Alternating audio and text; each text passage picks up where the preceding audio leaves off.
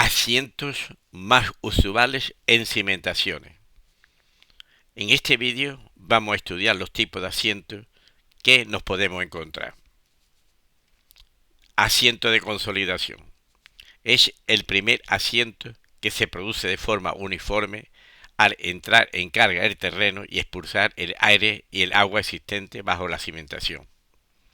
El asiento en terreno arenoso sin cohesión ocurre al aplicarle la carga, mientras que en lo arcilloso con cohesión sucede lentamente con la obra terminada en servicio.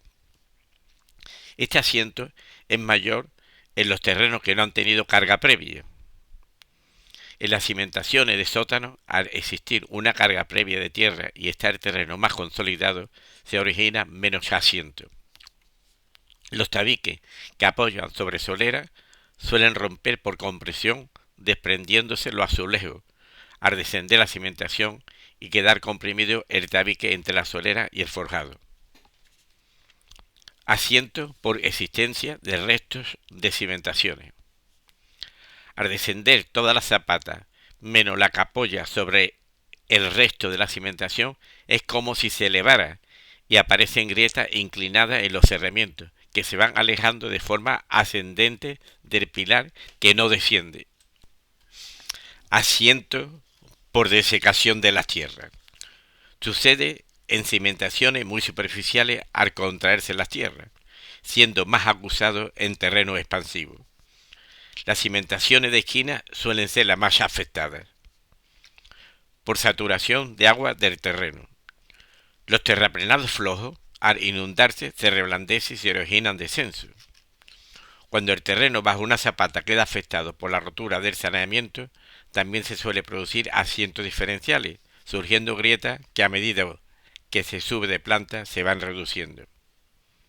Ocasionado por descenso de nivel freático. Los achiques de agua en excavación de sótano originan un nivel freático deprimido, dejando en el lugar del agua poros de aire que ocasionan descenso en las edificaciones medianeras. Este descenso de nivel freático es más acusado en terrenos arenosos. Asiento por excavación en solar medianero. Cuando se realiza una excavación a una cota inferior a la cimentación medianera, al quedar la tierra bajo la cimentación descomprimida por sus laterales, se suelen producir descensos y giros. También se producen cuando los anclajes de los muros pantalla están mal ejecutados y descomprimen el terreno. Descenso por subsidencia. Esta es una alteración tensional a niveles más profundos que origina el descenso de las tierras, que se manifiesta en la superficie del terreno. La subsidencia puede ser debida a pérdida de espacio entre áridos en un estrato más profundo, reblandecimiento de un estrato más profundo por corriente de agua, oquedades en el terreno, construcción de túneles, excavación de varias plantas de sótano que afecta a un estrato más profundo. Los asientos pueden quedar estabilizados y transcurrido un tiempo volver a suceder. En estos casos, los recalces superficiales son totalmente ineficaces. Asiento por omisión de viga centradora. El terreno queda sometido a tensiones superiores a las admisibles y se producen descensos. Por empuje predominante del viento. En edificios estrechos y altos, el empuje de viento predominante puede ocasionar asiento de la cimentación del otro lado del edificio. Esto es más acusado en terreno blando y en lugares de fuertes vientos predominantes. Por carga diferente en edificios de armaciones. Cuando se carga solo una zona del edificio, hay una zona de transición entre la no cargada que rompe por diferencia de asiento. Asiento a causa de nueva edificación colindante. Los edificios con cimentación por losa suelen ocasionar un descenso en el terreno denominado cráter de asiento, que puede ocasionar daño a lo que está a su alrededor. Cimentación en excavación en ladera. Se suelen producir asientos diferenciales porque la humedad y compacidad es diferente en la excavación realizada, pues una zona se encuentra menos consolidada e incluso con frecuencia existen estratos diferentes. En cimentación sobre terreno de relleno en ladera. Cuando la cimentación es por zapata, se producen grandes asientos diferenciales, descendiendo más aquellas que están sobre mayor terraplenado. Si la cimentación es con una losa muy rígida, termina inclinándose la edificación hacia la zona de mayor terraplenado. Asiento por deslizamiento de las tierras.